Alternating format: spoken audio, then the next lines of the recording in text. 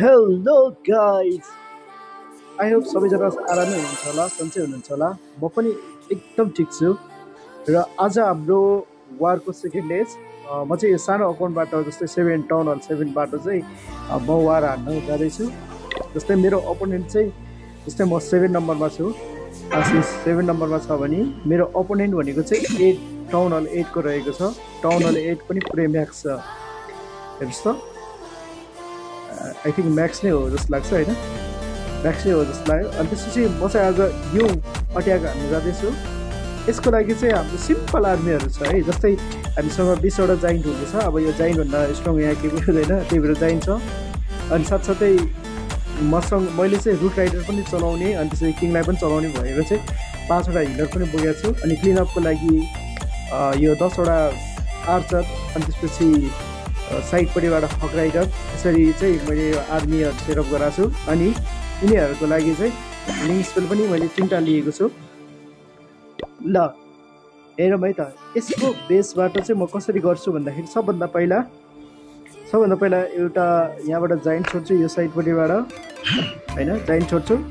त्यसपछि प्लान कास्टरमा चाहिँ उनीहरूले केही पनि ट्रुप्सहरू डिफेन्डहरू राखेको छैन, त्यही भएर प्लान कास्टरको लागि टेन्सन भएन। मसँग रुट राइडर छ, रुट राइडर पनि त्यहीसँगै छोड्छु। अनि साथमा यताको यो एलिक्जर कलेक्टरहरूलाई 1-2वटा ढालिसकेपछि अनि बल्ल म फेरि किङ पनि यहीँबाट छोड्नेछु। अब सुरु गरौँ, के हुन्छ होइन, थाहा त छैन। जो 7बाट 8लाई हान्दैछु म्याक्स बेसलाई। ल ट्राई गरौँ है त।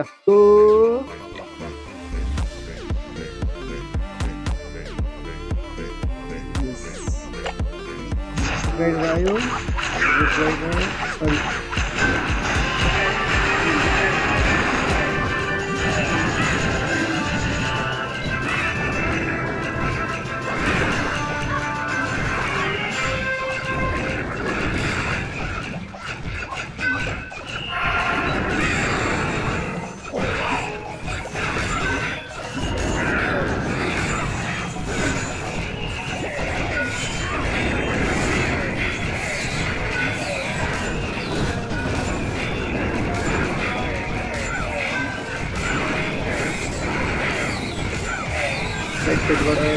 एकदमै राम्रो खेलेर चाहिँ एकदमै दामी भएको छ।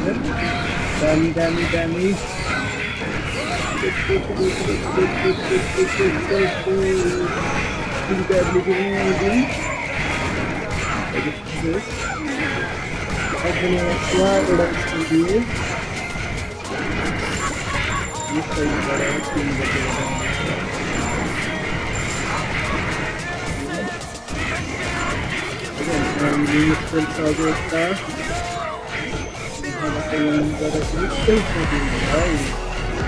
दामी भइसक्यो है अध्यक्षलाई, दामी तर टाइम के छ यस्तो राम्रो टिम हुँदैछ होइन।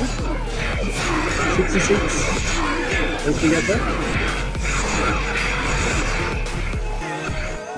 आई थिङ्क 3 स्टार त भयो त्यसको लागि है।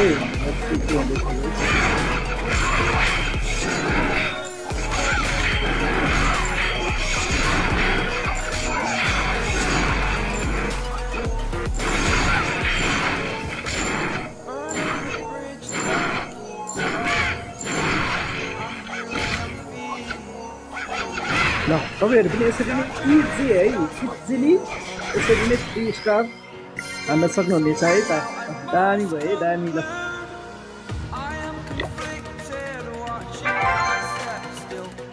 इजी हाम्रो 45 भइसकेको छ। अर्को पनि म टाउन हल 7बाट टाउन हल 13को पनि छ मेरो बेस होइन।